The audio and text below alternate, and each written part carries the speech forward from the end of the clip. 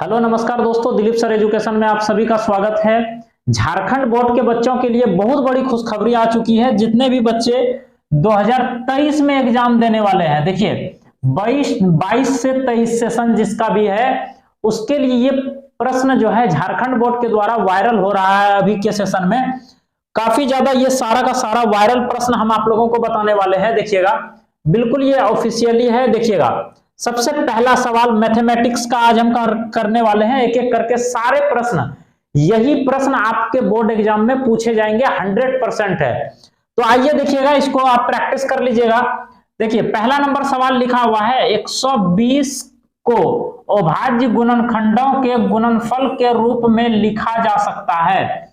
मतलब आप लोगों को बोला जा रहा है कि जो 120 है इसका अभाज्य गुणनखंड के रूप में तोड़िए, और इस पैटर्न का एक सवाल आपके एग्जाम में 100% पूछे जाते हैं। तो देखिएगा, सबसे पहले इसको 2 से डिवाइड कीजिए, तो 60 दूना 120, 60 हो गया।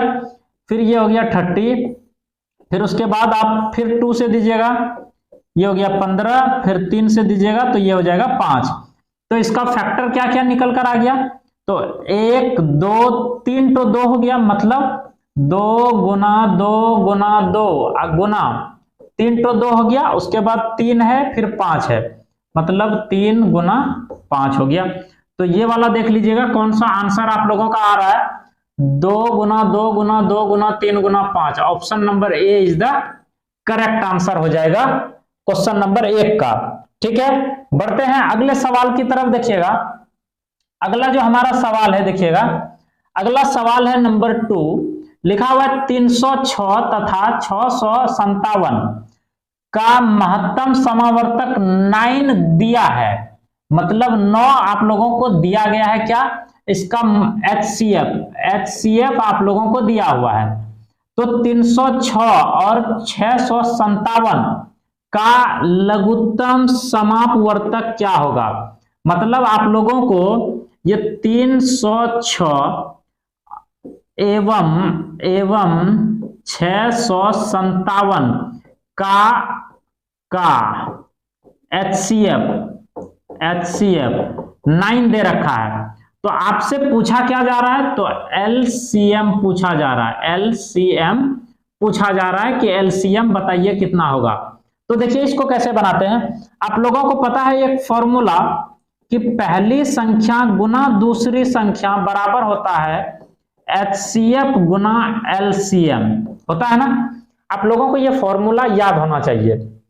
अब यहां से हम क्या करेंगे, देखिएगा LCM को फ्री करेंगे, तो ये HCF यहां गुना में है तो बराबर के इस पार, यहां बीच में बराबर दिया हुआ ना, बराबर के इस पार ले आए तो ये बटे में आ जाएगा, बटे में आ जाएगा HCF।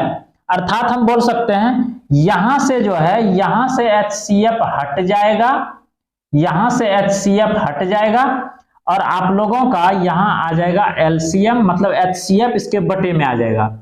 ठीक है, तो अब जैसे बटे में आ जाएगा तो हम आपको क्या करना है, पहली संख्या क्या दिया हुआ है 306, दूसरी संख्या कितना दे रखा है 657। पहली संख्या ये, दूसरी संख्या ये, तो दोनों का मल्टीप्लाई, मतलब 306 गुना 657 अब बटे HCF कितना दे रखा है आपके पास, HCF दे रखा है 9। दोनों का HCF कितना दे रखा है 9 दे रखा है। तो आप 9 से इसको डिवाइड कर दीजिए।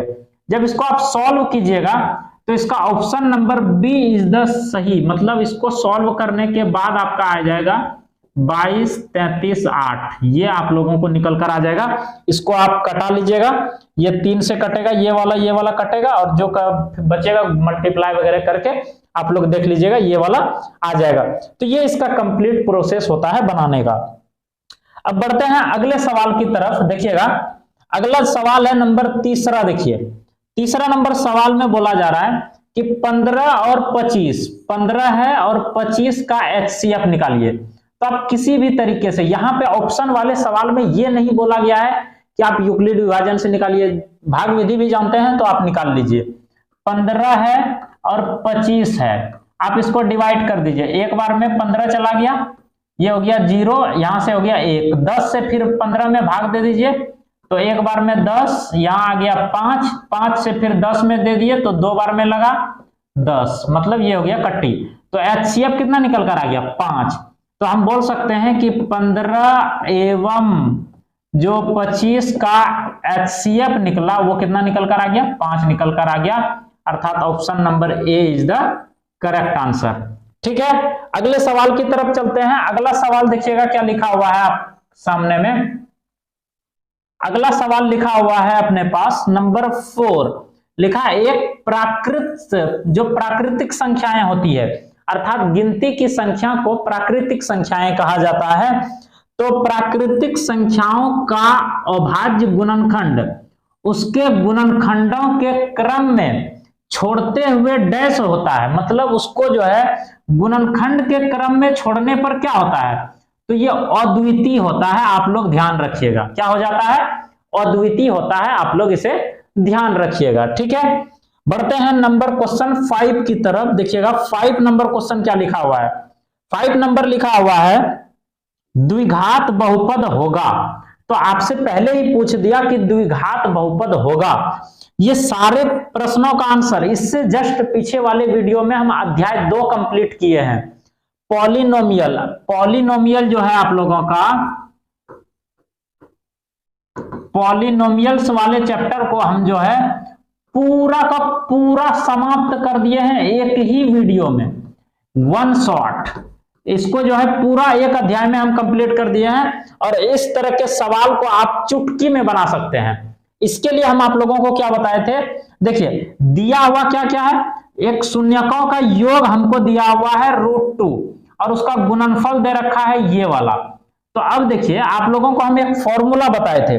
कौन सा फॉर्मूला बताए थे, देखिएगा एक फॉर्मूला बताए थे, देखिएगा उस फॉर्मूला के बारे में हम थोड़ा सा चर्चा करते हैं आप लोगों के बीच। देखिए फॉर्मूला था x² minus alpha plus beta x plus alpha into beta.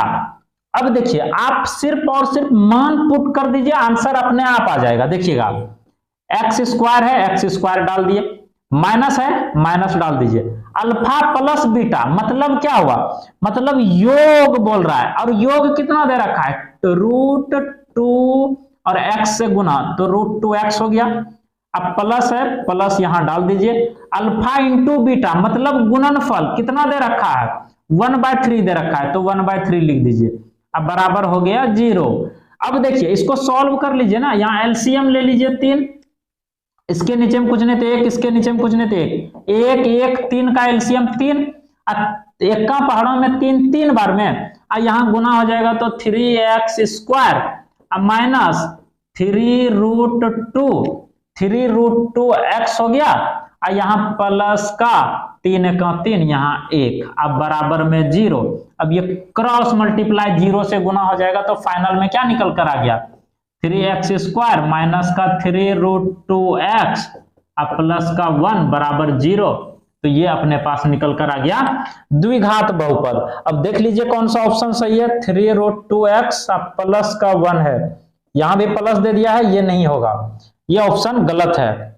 ये ऑप्शन यहां भी देखिए माइनस दे दिया है, ये ऑप्शन भी गलत है। ये यहां पे प्लस है और यहां माइनस है, option number B is the correct answer. ठीक है, अगले सवाल की तरफ चलते हैं। देखिएगा अगला सवाल है नंबर 6। देखिए क्या लिखा हुआ है, नंबर 6 में दिया गया है ax² अब bx प्लस c, ये एक आपको द्विघात बहुपद का मानक रूप दिया हुआ है।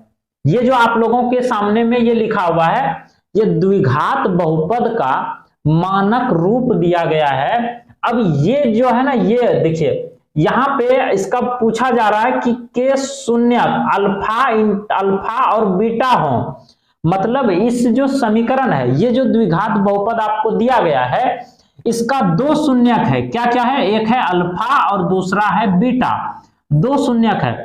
तब आपसे पूछा जा रहा है होगा तो अल्फा प्लस बीटा का मान क्या होगा, क्या होगा इसका फॉर्मूला। तो आप लोगों को हम बता रखे हैं, बोले ना अध्याय 2 हम कंप्लीट पढ़ा चुके हैं, उसी का क्वेश्चन है ये। अल्फा प्लस बीटा का फॉर्मूला होता है -b/a। अगर आपसे अल्फा इंटू बीटा का फॉर्मूला पूछेगा तो c/a, आप इसे याद रखिएगा, ये दोनों का दोनों फॉर्मूला है। तो यहाँ पे अल्फा प्लस बीटा पूछा, तो अल्फा प्लस बीटा क्या हो जाएगा, minus B by A. Option number A is the correct answer. Option number A is the correct answer. आप लोग इसको ध्यान रखिएगा। बढ़ते हैं अगले सवाल की तरफ। देखिएगा,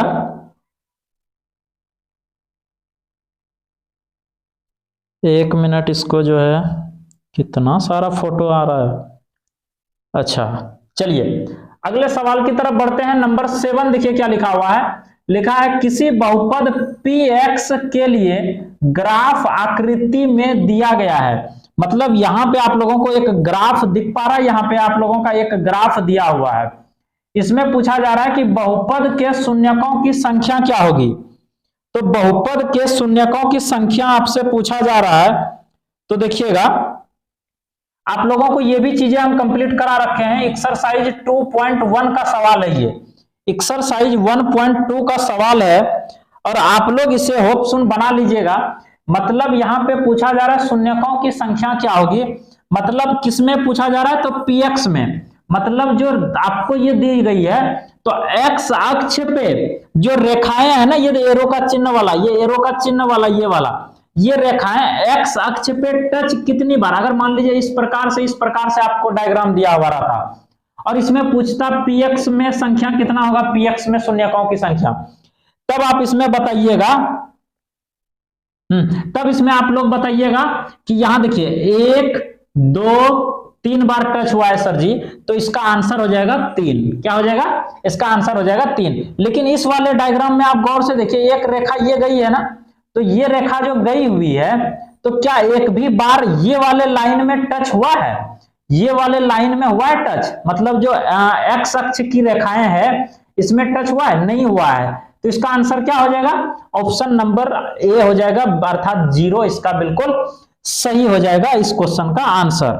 ठीक है, बढ़ते हैं अगले सवाल की तरफ। देखिएगा, अगला सवाल है, आंसर दीजिए आप लोग।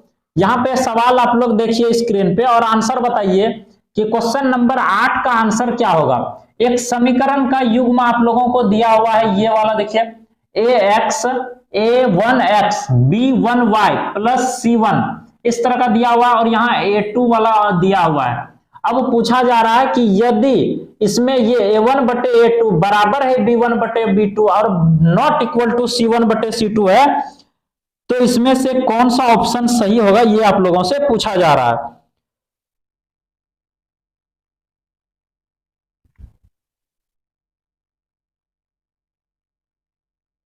तो देखिएगा, हम लोग कहां थे, 8 नंबर में थे। देखिएगा यहाँ पे क्या लिखा हुआ है, जब ये इस तरह का कंडीशंस रहता है तो आप लोगों को पूछा जा रहा है कि समीकरण क्या होगा, ये आप लोगों से पूछा जा रहा है। देखिए, तो समीकरण का युग्म क्या होगा, ये पूछा जा रहा है, अद्वितीय होगा या अनेक हल होगा या कोई हल नहीं होगा या 2 हल होगा।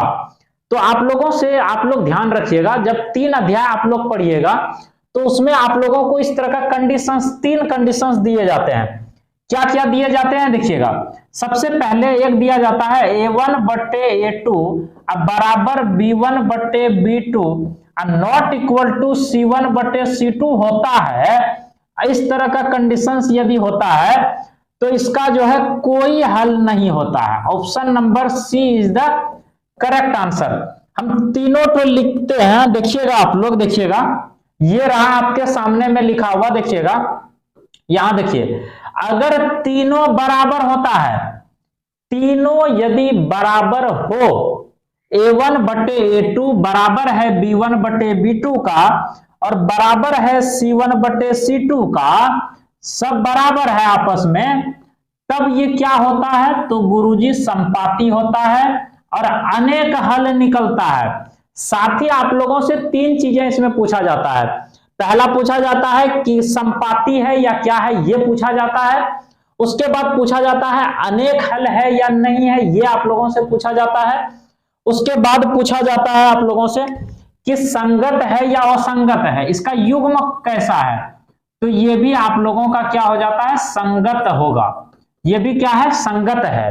तो ध्यान रखिएगा, जब तीनों बराबर होता है तो संपाती, अनेक हल निकलेंगे और संगत होंगे। साथ ही साथ यदि ये वाला बराबर नहीं है, ये दोनों बराबर है लेकिन ये बराबर नहीं है, तो ये समांतर हो जाएगा, और समांतर हो जाएगा तो इसका कोई हल नहीं हो जाएगा। अब इसको याद कैसे रखिएगा, ध्यान दीजिएगा, कोई हल नहीं है मतलब समांतर, किरणें समांतर चलेगी तो कहीं एक दूसरे को प्रतिच्छेद करेगी क्या? नहीं करेगी। जब प्रतिच्छेद नहीं करेगा तो कहां से आंसर निकलेगा, एक्स वाई का मान निकलेगा? नहीं निकलेगा, कोई भी बिंदु नहीं निकलेगा वहां पे। इसीलिए इसका जो है कोई हल नहीं होता है, और इसका युग्म कैसा होता है, असंगत होता है। अगर यदि इस तरह का कंडीशंस रहता है तो इस तरह के कंडीशन में अद्वितीय हल होता है। क्या हल होता है? अद्वितीय हल होता है, और यह संगत युग्म होता है। देखिएगा यहाँ पे सवाल जो था अपने पास, क्या था सवाल में, यहाँ पे इस तरह का कंडीशंस था, तो जब इस तरह का कंडीशंस रहता है तब बराबर नहीं वाला लास्ट वाला, जब ये वाला, तो इसमें क्या होता है, कोई हल नहीं होता है। तो इसका आंसर क्या हो जाएगा आप लोगों का? इसका जो आंसर है कोई हल नहीं होगा, अर्थात option number C is the correct answer. आप लोग याद रखिएगा। बढ़ते हैं सवाल की, अगले सवाल की तरफ। अगला जो 9 नंबर सवाल है, देखिएगा क्या लिखा हुआ है। नंबर 9 सवाल में लिखा हुआ है कि समीकरण युग्म, ये आप लोगों को दिया गया है, और यहां पे एक चीज और दी गई है, द्वारा निरूपित सरल रेखाएं होगी। तो आप लोगों को निकाल कर देखना पड़ेगा। a1 का मान कितना है, यहाँ पे 2 है। फिर b1 का मान आप लोगों को कितना दे रखा है, -3 दे रखा है। c1 का मान कितना दे रखा है, 0 दे रखा है। इस समीकरण से निकालिए a1 का मान, a2 का मान कितना दे रखा है, 3 दे रखा है। b2 का मान कितना दे रखा है, 4 दे रखा है। c2 का मान कितना दे रखा है, तो 20 दे रखा है। जब इस तरह आप निकाल लीजिएगा तो आप क्या कीजिएगा, a1 बटे a2 निकालिए। a1 बटे a2 मतलब 2/3, 2/3 हो गया।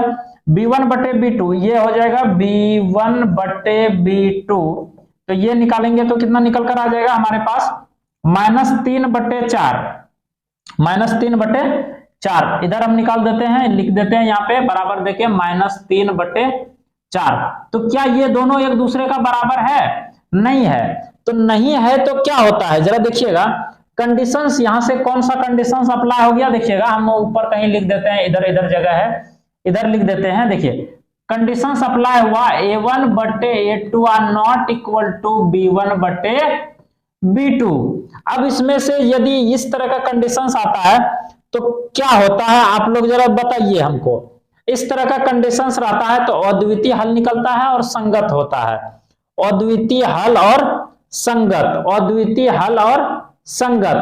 तो यहां पे पूछा जा रहा है कि प्रतिच्छेद करती है या देखिए समांतर है या संपाती है, तो वहां पे क्या निकला था, क्या निकला था, देखिएगा ध्यान दीजिएगा आप लोग, संगत, संगत निकला था ना, मतलब संपाती होगा। इसका आंसर क्या हो जाएगा, option number A is the correct answer, अर्थात संपाती है। समांतर तो होगा नहीं, समांतर तो होगा नहीं, ये बात तो श्योर है। ना ही प्रतिच्छेद करती है, प्रतिच्छेद भी नहीं होगा, ठीक है। तो ये क्या हो जाएगा, संपाती हो जाएगा। ध्यान रखिएगा। अगले सवाल की तरफ बढ़ते हैं, नंबर 10। नंबर 10 सवाल की तरफ चलते हैं। देखिएगा ये रहा नंबर 10।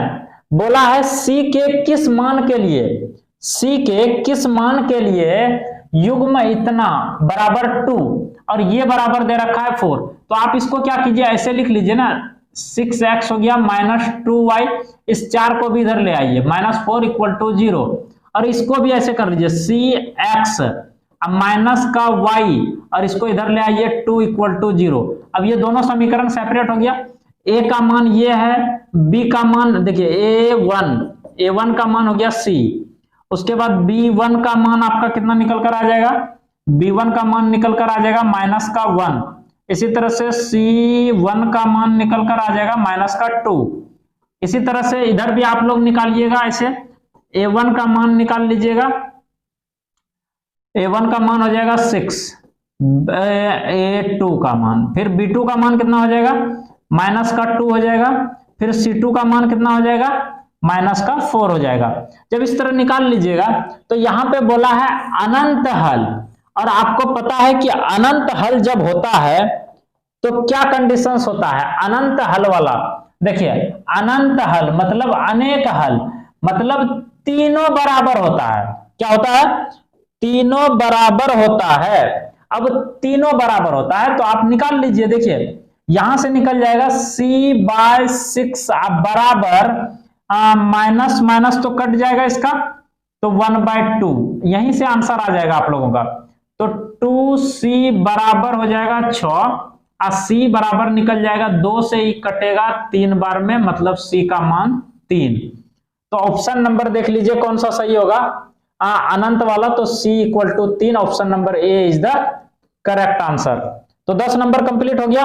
बढ़ते हैं अगले सवाल की तरफ, नंबर 11 सवाल की तरफ चलते हैं। देखिएगा नंबर 11 सवाल में क्या लिखा हुआ है, देखिए 11 नंबर में लिखा हुआ है हमारे पास, लिखा है समीकरण का युग्म एक फिर दिया हुआ है और यहां भी दिया हुआ है का हल पूछा जा रहा है। अब इसका हल, इसको बनाने का 3 विधि होता है। एक को बोलते हैं प्रतिस्थापन विधि, एक को वज्र गुणनफल विधि से, वज्र गुणन विधि से बनाते हैं, और एक होता है विलोपन विधि। तो तीनों विधि में से किसी एक विधि से आप इसको आसानी से बना सकते हैं। तो हम थोड़ा सा स्पेस देखते हैं कहां पे है इसको, नहीं तो जूम आउट करते हैं और इसको थोड़ा सा साइड में हम बनाने का प्रयास करते हैं। देखिएगा ये है ना 11 नंबर सवाल था आप लोगों का, ये दिया हुआ है और 2 समीकरण दिया हुआ है। क्या क्या दिया हुआ है देखिएगा आप लोग, 2x माइनस का y इक्वल टू दे रखा है 5, और एक समीकरण दे रखा है 3x समीकरण नंबर 1, और ये है 3x प्लस का 2y इक्वल टू 4 दे रखा है इक्वेशन नंबर 2।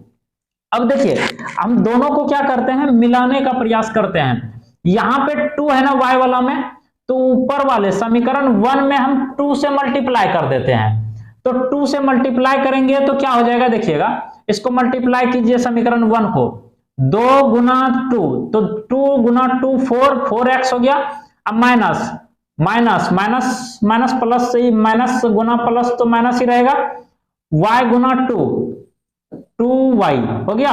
अब बराबर 5 दूना 10, तो यहां हो गया 10। अब नीचे वाला समीकरण को लिख दीजिए, 3x प्लस का 2y इक्वल टू 4। अब इसको चिन्ह वगैरह कुछ नहीं बदलना है, क्यों? क्योंकि ऊपर माइनस है नीचे प्लस है, तो ऑलरेडी ये कट रहा है, इसको काट दीजिए। अब यहाँ पे जुट रहा है, जोड़ दीजिए, 4 3 7x, अब बराबर यहाँ 14 हो गया। अब 7 से ही 14 कटेगा तो 2 बार में कटा, मतलब x का मान कितना निकल कर आ गया, 2 निकल कर आ गया। ये तो कंफर्म हो जाइए, जितना x का मान 3 दिखाई दे रहा है इसको काट दीजिए, ये सही नहीं है। x का मान 3 दिखाई दे रहा है, काट दीजिए, या तो ये होगा सही या तो ये होगा सही। अब आइए निकाल लेते हैं उसको भी। अब कोई भी एक समीकरण में x का मान पुट कर दीजिए, ये रहा समीकरण 1, मान पुट कीजिए 2x है ना, x का मान निकल गया है 2, तो इसके जगह पे हम 2 रख देंगे, तो 2 गुना 2 माइनस का y बराबर से है 5, तो 5 निकाल लिए। अब यहां देखिए 2 दूना 4 माइनस y इक्वल टू 5, तो माइनस का y इक्वल टू कितना निकल जाएगा, माइनस का y इक्वल टू ये चला जाएगा उस पर, तो 5 माइनस का 4 मतलब माइनस y इक्वल टू 1, और y इक्वल टू निकल कर आ जाएगा माइनस का 1।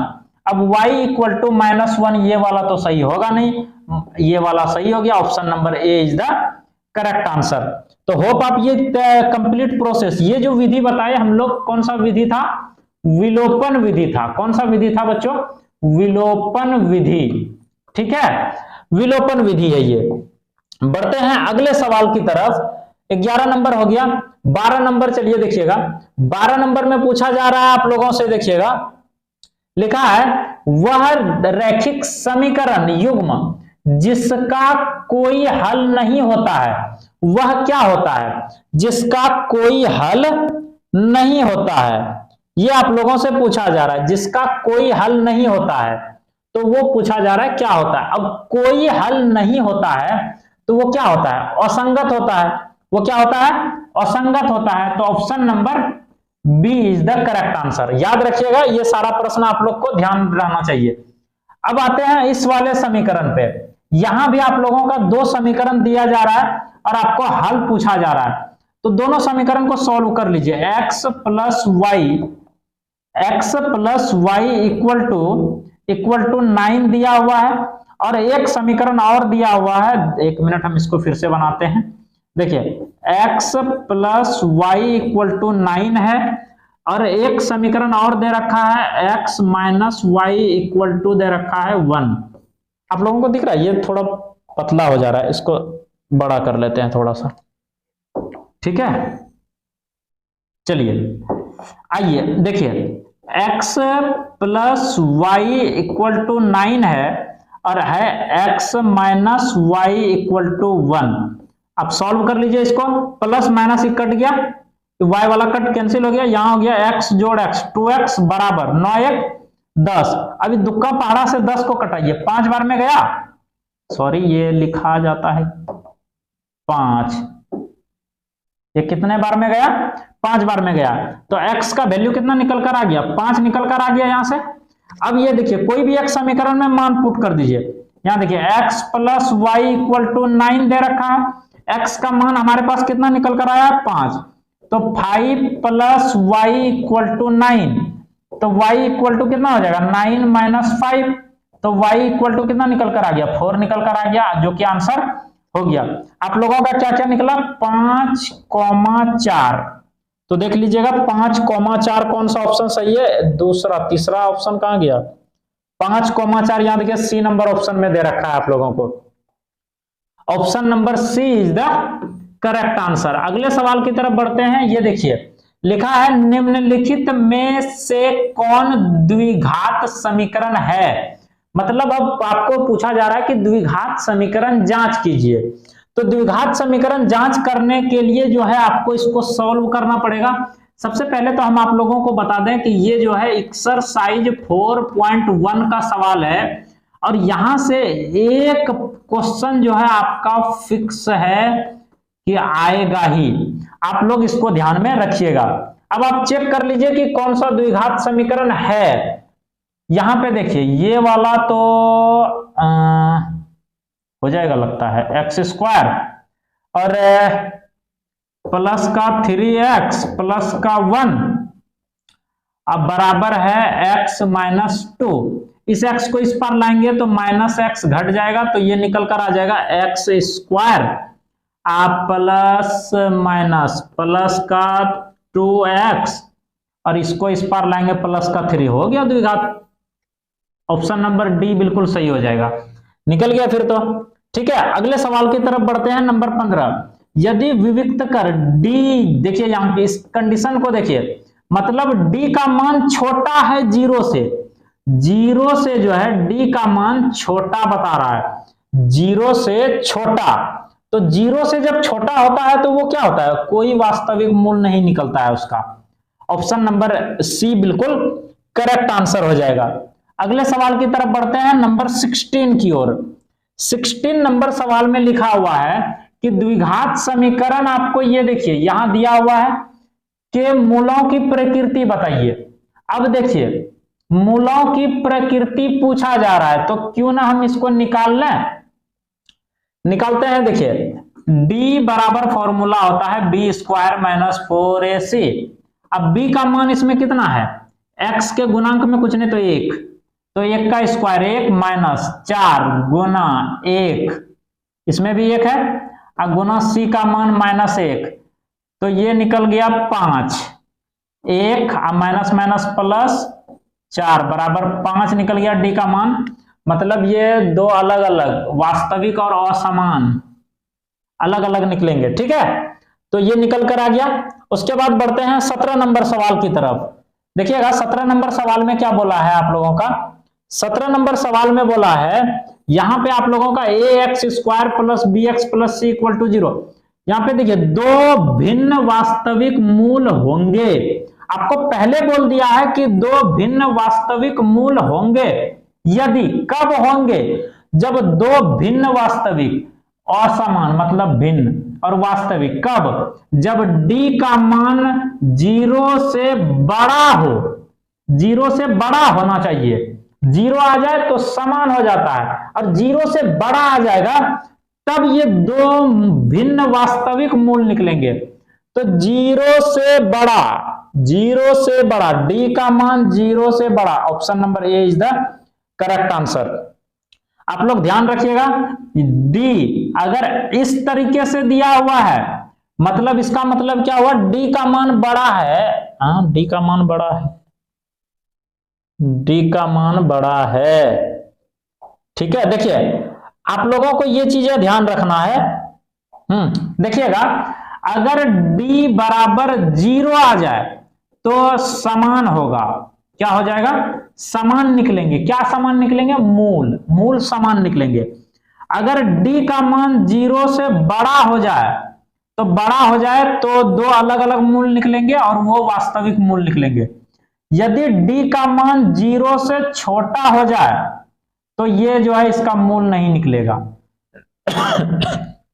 सॉरी, तो ये आप लोग ध्यान रखिएगा।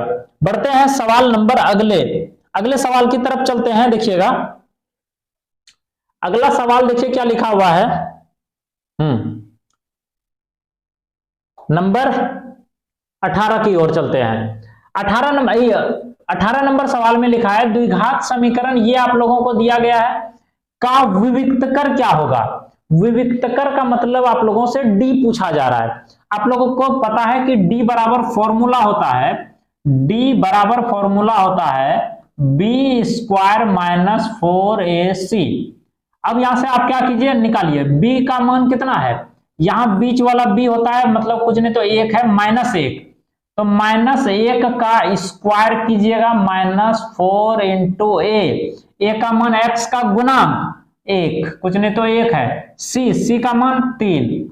अब इसको आप सॉल्व कर लीजिए, 1 -4 तिया 12 निकल गया, 12, ये माइनस में कितना निकल गया, -11 निकल गया ना, -11 निकल कर आ गया। Option number D -11, option number D is the correct answer. 19 number सवाल देखिएगा क्या लिखा हुआ है, यदि द्विघात समीकरण, ये आप लोगों को दिया हुआ है, इसका देखिए यहां शुरू में क्या दिया हुआ है, जरा इसको हम क्लीन कर लेते हैं। ये सब ये पहले का चीजें लिखा हुआ है, देखिएगा आप लोगों को बोला जा रहा है कि ये बराबर जीरो का मूल समान हो, पहले बोल दिया मूल समान हो। अब मूल समान कब होता है, जब गुरुजी डी का मान जीरो आता है, जब डी का मान जीरो आता है तब मूल क्या होता है, समान होता है। तो के का मान बताइए, तो बिल्कुल बताते हैं, देखिएगा फॉर्मूला क्या होता है, बी स्क्वायर माइनस 4ac बराबर हो गया जीरो, पता चल गया हमको। बी का मान क्या है, तो -4 है, तो -4 का स्क्वायर कर दिए, अब -4 इंटू ए का मान कितना है, कुछ नहीं तो 1 है, 1 गुना सी का मान के, सी का मान क्या है के, अब बराबर में कर दीजिए 0। अब इसको मल्टीप्लाई कर लीजिए, 4 चौक 16, अब माइनस हो जाएगा 4k, -4k अब बराबर 0। अब इसको उठा के उस पर ले जाइए, -4k बराबर -16, माइनस से माइनस कटा, 4 से 16 को कटाएंगे 4 बार में, तो k का वैल्यू निकल कर आ गया 4। तो आप देख लीजिए k का value 4, option number A is the correct answer. 20 number सवाल की ओर चलते हैं, देखिएगा 20 नंबर सवाल की ओर चलते हैं, देखिएगा क्या लिखा हुआ है। 20 नंबर सवाल की तरफ चलते हैं, देखिएगा क्या लिखा हुआ है। अब नंबर 20 आ जाइए, 20 नंबर लिखा हुआ है द्विघात समीकरण, आपको ये दिया हुआ है, मूल ज्ञात कीजिए, बिंदास्त मूल निकालिए इसका। तो मूल निकालने के लिए आपको क्या करना पड़ेगा, पहले डी निकालना पड़ेगा, तो डी बराबर होता है B square minus 4ac, B का मान कितना है 5, डायरेक्ट लिख देते हैं, 5 25 हो गया, -4, 4 गुना 1 गुना 6 मतलब 6 चौक 24 बराबर 1 निकल कर आ गया, ये डी का मान। अब यहां से अल्फा और बीटा दोनों का मान निकालिए, -b प्लस माइनस √d/2a, तो -b का मान क्या हो जाएगा, b का मान हो जाएगा इसमें -5, तो डायरेक्ट हम 5 लिख देते हैं। इस कंडीशंस में डायरेक्ट हम लिख देते हैं यहाँ पे 5, अब प्लस -1 अब बटे 2a, a का मान 1 है तो 2 ही रह जाएगा, तो एक बार हो जाएगा। अब यहां से 2 अलग अलग निकलेगा, देखिएगा एक बार 5 जोड़ 1/2 और एक बार निकलेगा 5 माइनस 1/2, तो एक बार निकल जाएगा 6/2 और एक बार निकल जाएगा 4/2, तो एक बार 3 और एक बार कटाएंगे तो 2, तो निकल कर कितना कितना आया, ये आंसर देखिए। अब देखिए कौन सा आंसर है, 3 और 2, 3 और 2, 3 और 2, ऑप्शन नंबर बी बिल्कुल करेक्ट आंसर। तो 20 नंबर खत्म हुआ, चलते हैं 21 नंबर की तरफ। आज जो है यहां तक रहने देते हैं, ठीक है। 21 नंबर देखिए क्या लिखा है, एपी है, ये आप लोगों से पूछा जा रहा है। तो एपी में है कौन सा, ये पूछा जा रहा है। तो आप देख लीजिए किसका अंतर समान है, 4, आज 2 जोड़े 4 हुआ, यहाँ 4 जोड़ना पड़ा, यहाँ 2 जोड़े यहाँ 4 जोड़े, तो ये नहीं हो गया, ये एपी में नहीं है। उसका जो डी का मान है सार्वंतर समान होना चाहिए। इस वाले में देखिए 5 यहाँ कितना जोड़े, 20 जोड़े, यहाँ कितना जोड़े, ये नहीं चलेगा, ये भी गलत हो गया। इनमें से कोई नहीं, इसको चेक कर लेते हैं, ये वाला ऑप्शन नंबर डी वाला चेक कर लेते हैं, देखिएगा ऑप्शन नंबर डी वाला चेक कर लेते हैं एक बार, जरा देखिएगा। ऑप्शन नंबर डी में क्या लिखा हुआ, 1 है, 1 में 2 जोड़े तो 3 हुआ, 3 में फिर 2 जोड़े तो फिर 5 हुआ, 5 में 2 जोड़े, मतलब सब में 2 का अंतर आ रहा है, इस सब के बीच में 2 का अंतर है, देखिए 2 का अंतर है ना, इसका मतलब ऑप्शन नंबर बी बिल्कुल सही हो जाएगा। 2 7 12 का 10वां पद, तो आप लोगों को पता है कि ए एन बराबर होता है A plus N minus 1 into D, ये होता है फॉर्मूला। हमको निकालना है ए 10, मतलब एन का मान 10 हमको दे दिया है, ए का मान कितना है 2, ये देखिए 2, तो यहां मान पुट कर देंगे 2, अब प्लस एन का मान कितना दे रखा है 10वां निकालने बोला है ना, 10वां पद हमको, तो 10, तो 10 माइनस का 1 इंटू डी, डी देखिए अंतर दोनों का 5 का अंतर है ना सबके बीच में, 5 जोड़े 7 हुआ, 7 में फिर इतना, मतलब अगला पद में पीछे वाले पद को माइनस करना है, तो माइनस कर देंगे तो 5 निकल कर आ जाएगा, तो 5 निकल कर आ गया। अब इसको सॉल्व कर लीजिए, 2 प्लस घटा दीजिए 9 और 9 बचे 45, 45 में 2 जोड़िए तो 47, आंसर आ गया आप लोगों का 47। Option number C is the correct answer, option number C is the correct answer. बाकी इसको देख लीजिएगा, और भी इसका पीडीएफ आप लोगों को नीचे डिस्क्रिप्शन में लिंक मिलेगा, मिथिलेश एकेडमी का लिंक नीचे डिस्क्रिप्शन बॉक्स में मिलेगा, ये पीडीएफ हम वहां पे डाल देंगे। बाकी और भी सवाल है, टोटल 40 सवाल है, उसको हम नेक्स्ट पार्ट में कंप्लीट करेंगे। होप ये वीडियो आप लोगों को पसंद आया होगा, ऐसे ही प्रश्न आपके बोर्ड एग्जाम में पूछेंगे। चैनल पे पहली बार आए तो सब्सक्राइब कर लीजिएगा और इससे दोस्तों में शेयर जरूर कर दीजिएगा, ताकि और भी बच्चे को इसका बेनिफिट मिल सके। तो मिलते हैं अगली वीडियो में, तब तक के लिए bye, take care, love you all.